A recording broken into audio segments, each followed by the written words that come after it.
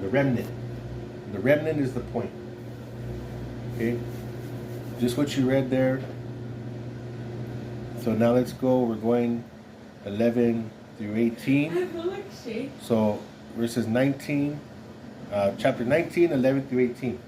Where we are talking about that good prophet Elijah, that man of God, and he's talking about, well, we're talking about the remnant, right? So recapping,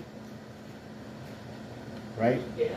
Israel's, just what he said in 1910, just what you read from Romans, what Paul said in Romans 11:3, and Elijah was saying in verse 10, they tore down your altars, killed your prophets.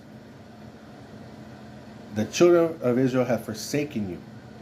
He says, I alone am left. Okay, I alone, I'm left. So again, just what we said, the key word is remnant. Okay, again, many people saying what? I love God. God. We're just slapped and labeled as God's people, which essentially we're all God's creation. But they're speaking of a righteousness with God. And there's obviously a distinction, and we're going to see what that is about these verses. God's revelation to Elijah. Elijah feels alone.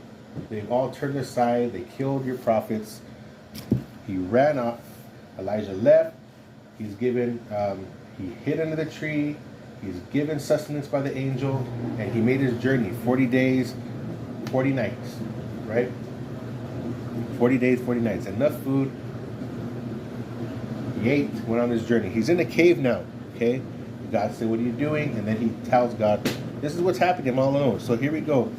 And the Lord said to him, then he said, go out and stand on the mountain before the Lord. Right? Verse 11. And behold, the Lord passed by in a great strong wind and tore into the mountains and broke the rocks. Right? And then what happened? The earthquake happened. And it says, but the Lord was not in the earthquake. After the fire, the Lord was not in the fire. And after the fire, a still or a calm voice. Right? So there was fire, there was an earthquake, there was a strong wind. Right? We got like elements going on here. Right? It's not an old musical band, Earth, Wind, and Fire. Okay. Relax. It's not a, so this earth, we have earthquakes, we got a strong wind that passed by, and then you got fire, right?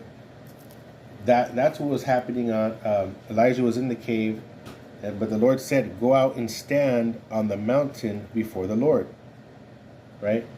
Go be there, go stand there. Like, why? I mean, it seems like he wanted him to see something, right?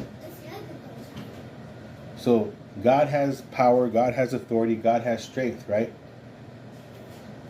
Who should we fear? God. We should fear God. Right, Joseph? We fear the Lord. God is whom you fear. You don't fear man. We don't fear people, as Christ said, right? Don't fear the one who could kill the body. Fear the one who could kill the body and cast the soul to hell and hellfire, right? That's the one you should fear. So, fear of the Lord. It says, because even though an earthquake came, right? Earthquake, fire, a strong wind. It said even the rocks fell, they split open. I mean, Elijah's seen this, right? Elijah's seen this. What's he witnessing? That's right. God's awesome wrath, right? His power, right?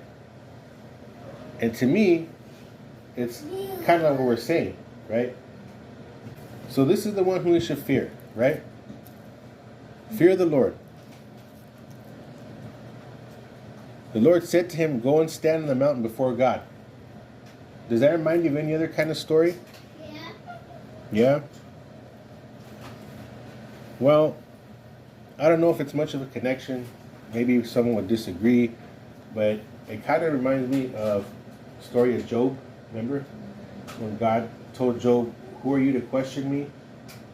God tells him all the awesome things that he does. We can't even understand all God's ways, but God tells him do you know who orchestrates life in this world? Do you know who created all things, right?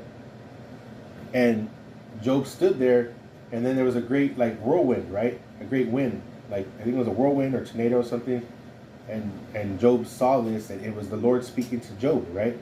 This kind of reminds me of that. I don't know, maybe some people want to connect it like that. For me, I do. Take it as you may. So, what happens in the next verses? And then all of a sudden, after all that power, right?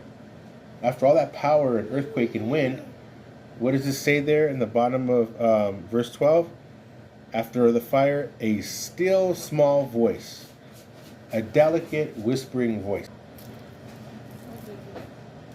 a calm voice. So again, in verse 12,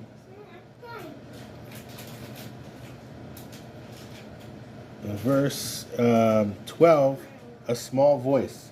And we said it's a delicate whispering voice in accordance.